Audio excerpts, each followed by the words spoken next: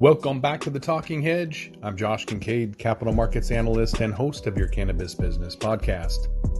Today, we're going to be talking about everything that is AI and cannabis. We got a good group of guests here. Two people we're going to bring on in a little bit. We're going to talk about everything that is media. So that's news, information, how to get it, how to aggregate it. If you're in the podcasting world, I'm going to talk about a little bit of a few tools that we can use, all that good stuff. So we've got Rena Sherbel of Seeking Alpha, and we've also got another guest we're going to bring on right now. Without further ado, Chuck, how's it going? Hey, good. How you doing?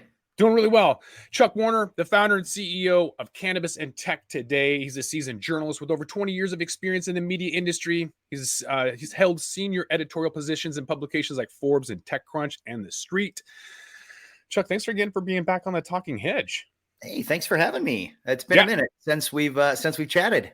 Yeah, I think 2019 or something like that, but time flies. So are you out in Denver? Yes, okay. Denver, Colorado.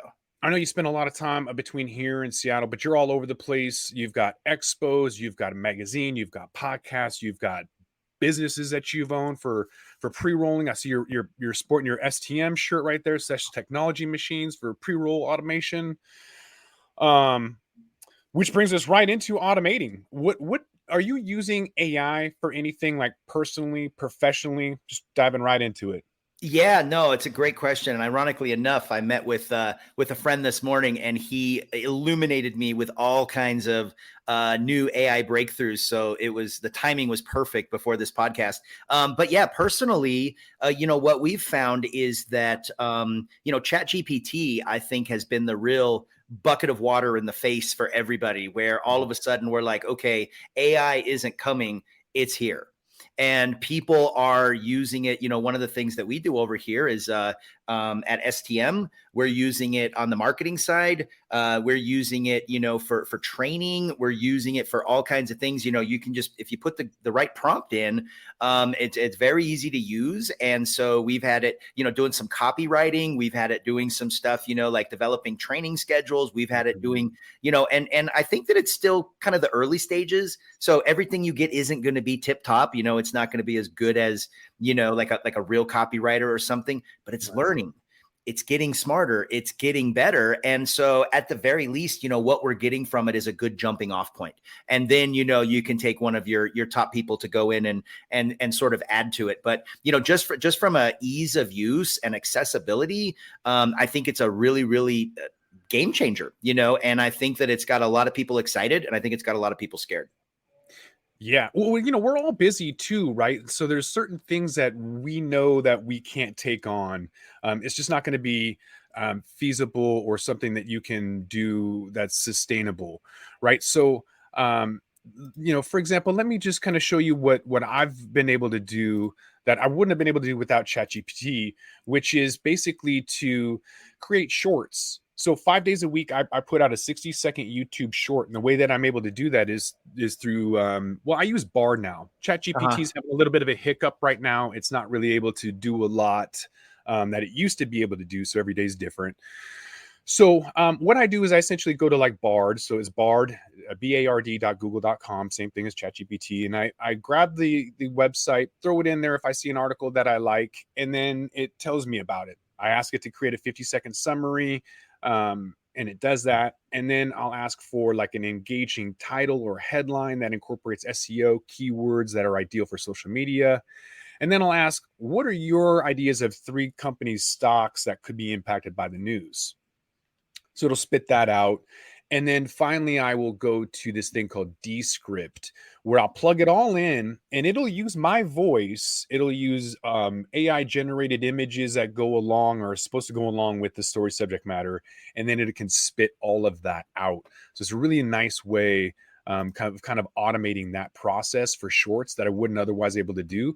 12 minutes seems like a really long time per video. Yeah. But it's not a long time. Like that would take me probably an hour to do all of that if I didn't have this thing spitting out a summary in 2 seconds, and It's a game changer. It really is, because there's certain things that we're used to just doing ourselves and rolling up our sleeves and getting into, and all of a sudden, man, that process is just streamlined, and it's just like I said, a lot of people are excited, but I think some people are scared. I think that there's a lot of writers out there that are worried. I think that there's a lot of people that this is what they do, that they're going to have to figure out how to kind of work alongside it, because I don't think we're going to be able to. I mean, I know we're not going to be able to put the genie back in the bottle. Right. So let me ask you a few different questions that are all kind of around the same concept. You have the Emerge conference, a really like one of my favorite, if not the best, online virtual conferences I've ever seen and participated in. And I'm wondering if like you'll integrate chatbot AI with that. You have the pre-roll machine STM.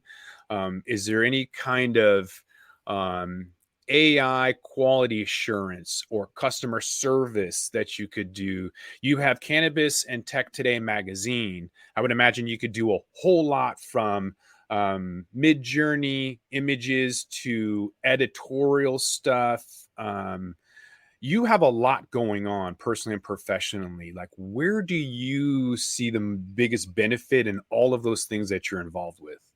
Yeah, it's a great question. So, going backwards to go forwards, with the Emerge conference, that was something that we launched in kind of a metaverse type environment. It was the 3D VR avatars of walking around, and we had 4 of those during the pandemic because we couldn't have real events, and events are kind of the lifeblood of the cannabis industry. So when we launched that, we wanted to do something that was going to be next level and not just a glorified Zoom, like a lot of things were during that time. So what we found out was there were limitations, but there was also some really good things that came from it. We got like 4 pages in High Times in their VR and AR issue, so it kind of caught their attention. And one thing, we had like 20,000 business cards exchanged amongst avatars in there at the platform, and our content and our speakers were like, I'd put them up against any in-person event ever. Like, it was really, really top notch. But that was a couple years ago, and things have really changed. That platform has changed.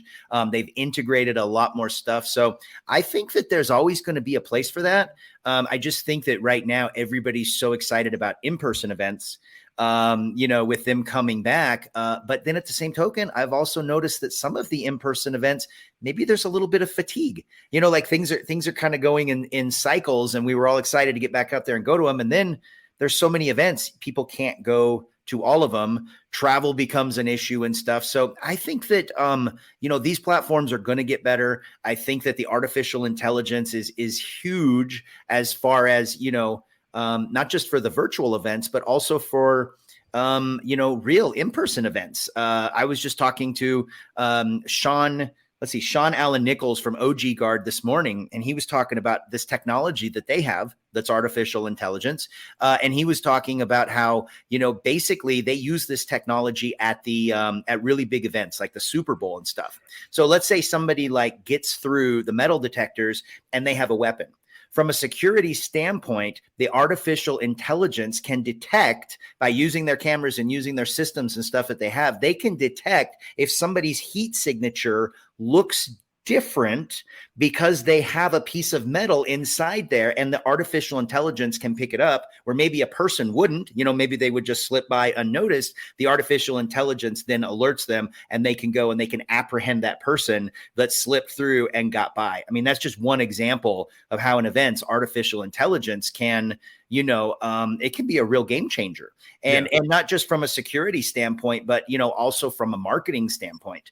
In fact, I was talking to him, and he was also telling us about how they're using this technology from the cultivation side, artificial intelligence, again, with this tech stack that they have, which is pretty darn cool. And we'll be writing about it in Cannabis and Tech Today. He was also talking about, say a plant gets clipped. Now, all of a sudden, it will detect that plant's temperature is changing. That will alert the artificial intelligence, and that'll let the people know that are running the grow, hey, we've got a problem here, sooner rather than later. So the artificial intelligence, from what I'm seeing, is allowing to make up for maybe where human error would have been there, where maybe we would have missed it, or it would have taken longer to catch on. That artificial intelligence is so fast, and based upon what you teach it to look for and what you teach it to do, and it's constantly learning. I mean, it's almost limitless, what it's going to be able to do in the cannabis industry. Same thing from the manufacturing side, RFIDs, packaging, things like that. It's able to detect and pick up on things before they become a huge problem, and where maybe like human eyes would not have caught it. Yeah, I thought it would come a lot quicker. It's actually how I got into the industry, was trying to automate a grow room. So I brought in some guys, some software development engineers from Amazon, and we started building a prototype. They got recruited to Time Magazine, or Time Online, but the concept is there, and it's still needed. Like, to your point about humans needing to be involved or not, if AI is there and a leaf is tacoing, the AI is going to know better based on the data if that's environmental or if it's based on nutrients. So there's still a human component, to your point early on about editing. It's advantageous, yet you still need that human component. So there's a lot there, even financial risk. We're going to bring on our next guest here, Rena, to talk about how, what she's doing. But I think there's a lot to the financial aspect and risk management as well. So let's bring her on and see what she's got to say. Rena. Hello. Glad nice to see you're you. back with us. Yes.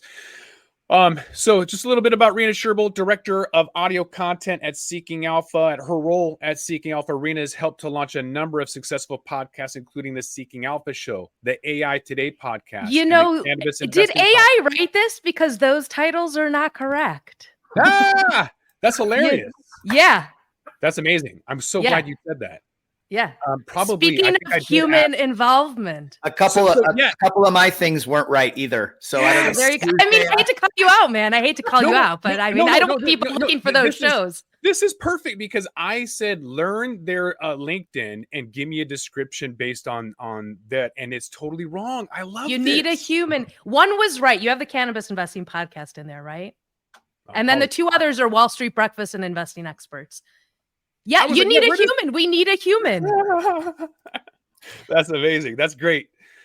Perfect. Because I was like, I didn't know anything about this AI Today podcast. Tell me more. Neither did I. Yeah, that's great. Well, there's a little human bias involved too, right? Like I go ask ChatGPT, what are the best cannabis technology magazines? Okay, maybe I'm leading the witness a little bit, but of course, Cannabis and Tech Today gets some love. I'm like, man, this thing works good, So. That's awesome. Well, so Rena, since that was totally wrong, tell me a little bit about how you're using AI, either personally or professionally, right now. Well, I mean, I think it's a perfect time to talk about this, obviously, because everything you both are saying are true, is that it's this really nice inflection point for the technology. And I think we've seen it already for a bunch of years in the investing world. I mean, stock screens, and, we have a quant system on Seeking Alpha that definitely utilizes computer generating models in terms of deciphering different factors and ratings and grades for stocks and what to invest in and what not to invest in. But I think this is the intersection of where I think, to Chuck's point about people being scared, I think there's definitely a lot of people that fear technology and progress. And to steal a line from Erykah Badu, I myself feel like an analog girl in a digital world. I mean, I was born in the late 70s. I didn't grow up on this. It's taken some, an acclimation process. But like at Seeking Alpha, we've been talking about this for a while, and there's definitely people that are fearful. Are there going to be analysts submitting AI generated investment analysis? Obviously, we have measures to, look out for that stuff.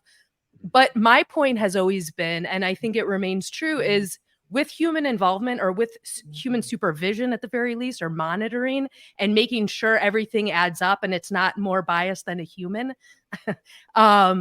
I think that it can, well, not only, there's obviously destructive forces and everything, but I think that there's a lot of help that can be generated from this. I think right now, in terms of headline writing or summary bullet points or time codes or things that are a bit maybe monotonous, or you've been doing and can need some help, or kind of just you put a bunch of words in and you can come out with a nice headline or something, and not spend the time having to think about that. But in terms of writing an article or relying on it for investment analysis or relying on it, to advise you on what cannabis product to buy, I don't think we're there. And I also know that there's iterations of ChatGPT. I think it's like 2 steps forward and 1 step back sometimes. But yeah, I would put it at right now. It's really interesting. And we had an analyst on one of our podcasts, investing experts, Mike Zaccardi, and he was talking about anybody that wants to be smarter, play around with ChatGPT, because you can only become smarter if you use it in the right way and if you're thinking about it in a kind of progressive, forward-thinking way. And the inevitability of tech helping us all, I think we can't escape it. Yeah. And I was just going to say, to your point, I think that we started seeing these sort of sensationalistic headlines about what Chat GPT was doing. Like it had its moment in the sun, about a month ago, which just drew everybody to it. And then it came out with an app, but you saw like I don't know, it got some kind of degree from a school, and then to your point, some lawyer was using Chat GPT in like a case or something, and Chat GPT like made up a bunch of cases like that it referenced or whatever, and it got caught. So that could obviously get the attorney or their client in some hot water. So it's definitely not perfect, but from a jumping off point, or like you said, getting smarter, learning, maybe for an article, like giving you a baseline, or for a process or something. It's pretty powerful, because if I went to Google and I said, hey, Google, write me a 500-word article, AP style, on AI and cannabis, right? What am I going to get when I hit the button? I'm not going to get an article. I'm going to get sent to something else or whatever. ChatGPT really changed the game by giving you something that you could now work with almost instantaneously. And even if it's not perfect, like I said, it's a jumping off point. Yeah, that's, by the way, sorry to interrupt, but that's one of the great things about ChatGPT as opposed to the others is the instantaneousness of it. Yeah, I would use it. I always like to say this per episode, like the caution, because I see this as potentially problematic down the road, where instead of doing your own research, which recently got categorized as like some right wing like conspiracy theory, to like actually read and do your own research. I am going to throw out caution to the wind to say, if you are only looking for an answer, and to Chuck's point, it could be biased, that could be dangerous. Instead of getting a list of things to do your own research and come to your own conclusion, it's literally spitting out an answer, which is incredibly convenient, but also dangerous. So to that point, what are some benefits and challenges of AI? While you guys think of that, I'll give you my own example, which is that, so I run a hedge, me and my business partner run a hedge fund that uses AI and machine learning to do all fully automated trades. We've got an app that alerts people when to buy, when to sell. Sounds good on the surface. We haven't had a single monthly loss in 8 years. But you look at the human traders who take emotions into that, and when you look at the pot stocks like POTX or MG, these ETFs, they got negative 50 something percent in 2021, and we were up like 94%. So it's about 150% difference there. And I think the only difference is emotions. If you can remove the emotions, it's a great tool. But what happens when it's inaccurate? So that's why you always have to optimize and look at it and make sure that it's good. So there could be some issues and challenges with that if you don't keep it in check. Having said that, in your own world, what are the benefits and challenges of artificial intelligence and automation? I'll go ahead, because we've had some meetings about this, and at the risk of sounding somewhat esoteric, and I think some may have labeled me as such, I do feel that we are guilty as human beings of searching out not always 100% correct answers from fellow humans. So we're for sure going to get wrong answers from machines and robots.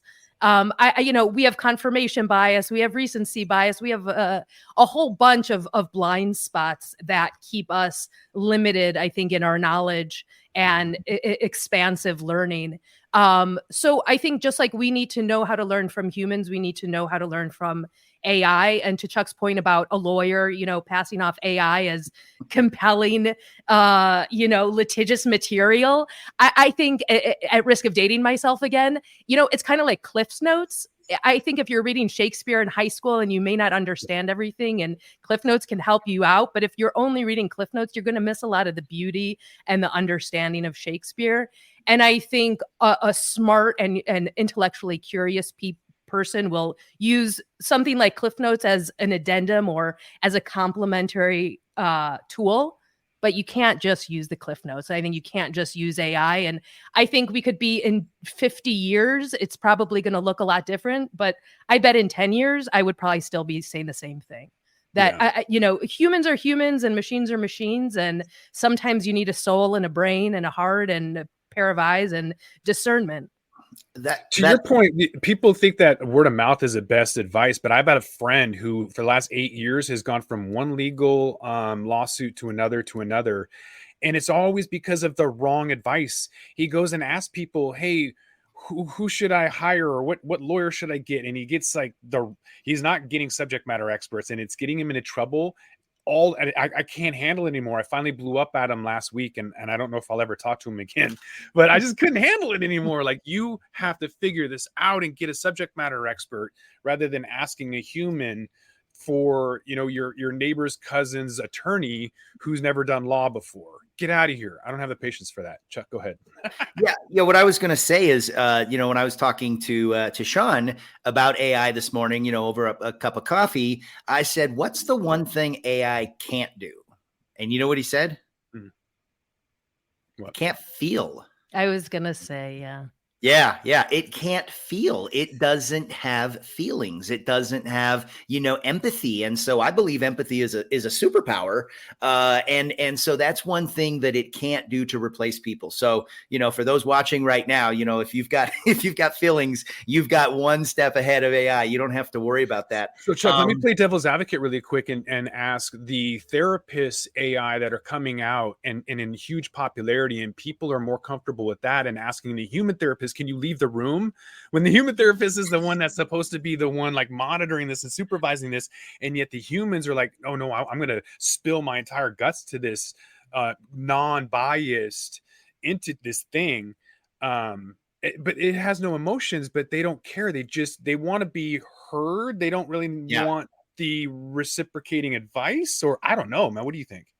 Well, I think that, listen, sometimes when people are having an issue or having a problem, or they want to talk about something, I think that some of us have a tendency to try to solve the problem. And some people don't want you to solve the problem. They just want you to listen, right? They just want you to be there. I have an 11-year-old daughter. So I am learning this, that, sometimes it's not for me to solve it. It's just to be present and listen. And I think that, this technology could obviously do that. Yeah, go ahead. Oh, no, you go ahead, because I was going to bring up something about time, about how it can really save us a lot of time, but I'd like to hear what you think.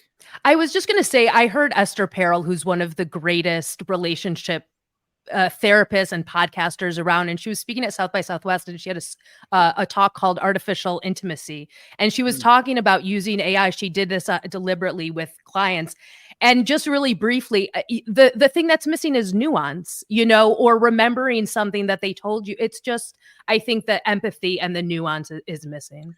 Yeah, I've got a friend, Mary J. White, who's got a sex podcast. I just sent her this new bot called Sex Bot or something like that. I don't know what it is or how it works, but I'm imagining it's just like a sex chat bot. I don't know if it's accurate or whatever, but they are trying. That's for sure. Well, back to cannabis. Where do you think? So we already know where it's at, and it's got its glitches, and it's sort of being incorporated, but more on, it seems like, the media side and marketing. With the timing of it all, what do you think the future of it is with AI and cannabis? What are the potentials? Where could it go? You guys have any opinions? Well, one thing I was going to say is, about everybody who's running a business and how artificial intelligence can help and where it's going. If you're managing a lot of people and you're watching, them, and you've got, different screens and you're kind of monitoring, what's going on. You like to see what's going on in your company. You like to, have some eyes on your different departments and stuff like that. That takes time. That takes energy. That takes your focus away from other tasks. You can program artificial intelligence to look for certain things on those cameras or hear certain phrases that it then can alert you to. This can apply to things like, you know, your Ring cameras, your security cameras, right? Your AI can go through thousands and thousands of hours of that and only pick out certain things that you want so that, you know, a human doesn't have to sit there and do it. And the same thing like monitoring your people. You know, if you have a system where you're physically like, you know, maybe listening to their sales calls or you're, you know, listening to them talking with clients or something like that, AI can pick out certain phrases. So if you have salespeople that are always discounting, right, and you don't want your salespeople to be offering discounts, instead of you having to listen and be in on that call and everything like that, the AI can pick out certain phrases or certain things and then bring that to your attention without you having to sit there all day long, like Big Brother, watching cameras or listening to stuff there. So I think that's a practical application that's only going to get better, and that will help with management and command and control of your companies, especially when you've got a lot of moving parts like we do in cannabis. Mm-hmm. Yeah.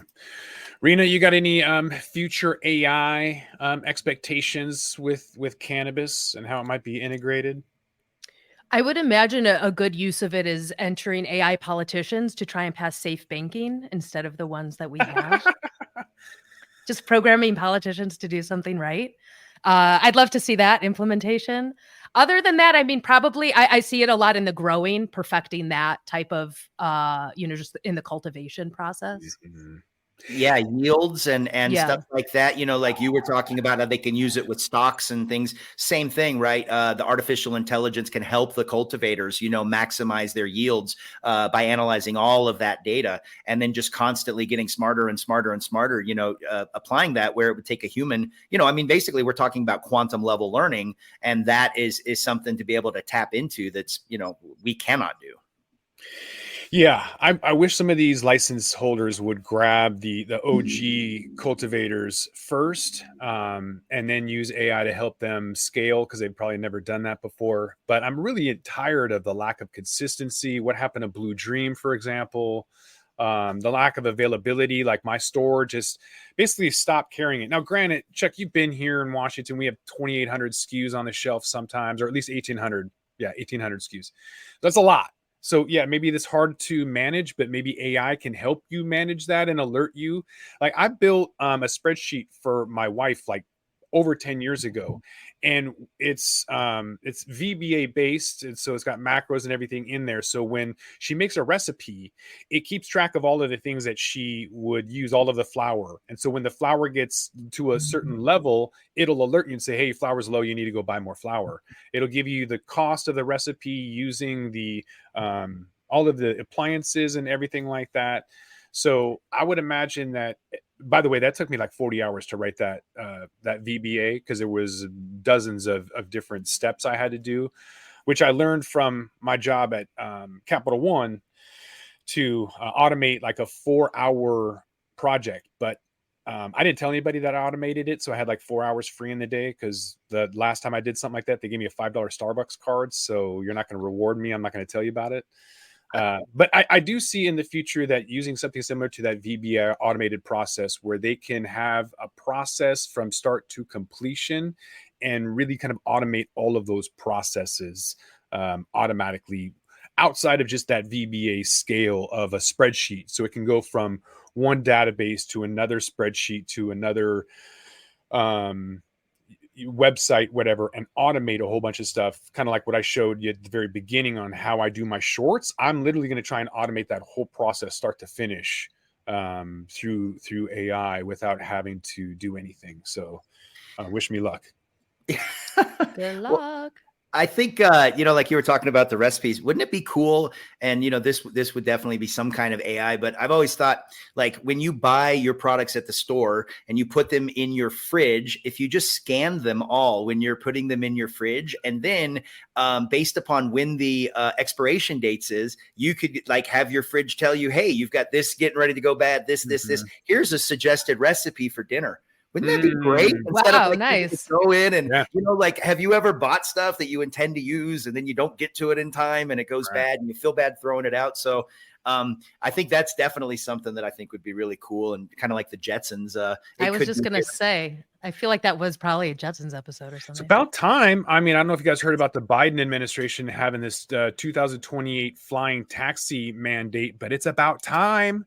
Next thing we're going to get food in a pill or something stupid from the Jetsons. But I guess we'll take I think honestly, it's about pain points in businesses and really analyzing how can technology, how can automation, how can artificial intelligence help in those areas, because all businesses have those pain points. They've got things, areas where things get bottlenecked. And, just an example, like with STM, hiring people right now is not easy. There's it's a problem. It's a pain point. So automation steps in, right? Our machines help people produce great pre-rolls, and it's almost kind of like having an employee. It's like having a droid that's sitting there working all the time, that doesn't call in sick and doesn't take days off, and doesn't mind working on weekends. So I think that automation is helping from a standpoint of labor, and then that allows those companies to allocate funds different areas, where before it would maybe be going in there. So the automation and the artificial intelligence, they're not going anywhere. And so the idea that we're going to fight it, or we're going to somehow, you even mentioned earlier, talking about artists. I mean, listen, there's some artists that are leaning into this, that say, I want to go ahead and have my likeness be, licensed and make some money off it, while other ones are absolutely terrified, and it reminds me of, remember when streaming first came out and all of the artists were like, absolutely, they wanted nothing to do with it. And I think it was like Metallica, and then they were like, we're never going to, Napster. Eventually the technology was made to where they could all make some money. I mean, probably not as much as they should, but they had to kind of lean into that streaming technology. And I think that, for artists and IP, it's not going to go anywhere. And it's just something that we're going to have to figure out how to work with, as opposed to against it. Yeah. Rena, any crystal ball predictions or last words? Any final thoughts? Well, AI is here to stay. Don't fear the technology. I think it's coming. And, like we've been echoing here, I think use it to your best advantage. That's what everybody else is trying to do. So use it to your best advantage. And I would say get good at it, and don't fear it. Awesome. All right, Chuck, where can they find you at? Chuck Warner, he's a founder, CEO of Cannabis and Tech Today, and according to AI, he is a previous premier of Canada. Where can they find you at, Chuck? Two-term premier. You can find me on LinkedIn, Charles Warner, Cannabis and Tech Today. Hopefully the people are familiar with that, because we cover a lot of topics like AI and automation and stuff like that. You can find us at Canna Tech Today, and then STM Canna, any kind of pre-roll automation needs you have, it's just stmcanna.com. Awesome. And then we also have Rena Sherbo, Director of Audio Content at Seeking Alpha. Where can they find you at? You can find me at Seeking Alpha. I host the Cannabis Investing Podcast. I host some episodes of Investing Experts Podcast, which, by the way, has a lot of really great actionable AI and tech stock analysis. We also have a podcast called Wall Street Breakfast, which is investment news. You can find me on Seeking Alpha, LinkedIn, Twitter. All over the place. Yeah. Well, I'm Josh Kincaid. This is The Talking Hedge. Don't forget to like, share, and subscribe. Or don't. And I'm out. Thanks, Josh. Thanks for listening to today's show. To check out more great cannabis podcasts, go to podconnects.com. Here's a preview of one of our other shows. Infused, a cannabis talk show, is a one-of-a-kind look inside the cannabis industry. Meet the amazing people who make cannabis businesses bloom as they join host Nick with Francesca and Mike for creative cannabis conversations. Get an honest look at the business of cannabis, including trends, best and worst practices, products, education, and advocacy. Whether you're canna curious or running a cannabis, Infused has canna conversations that count. Infused is available on YouTube and is now streaming as part of the PodConnects network. Josh.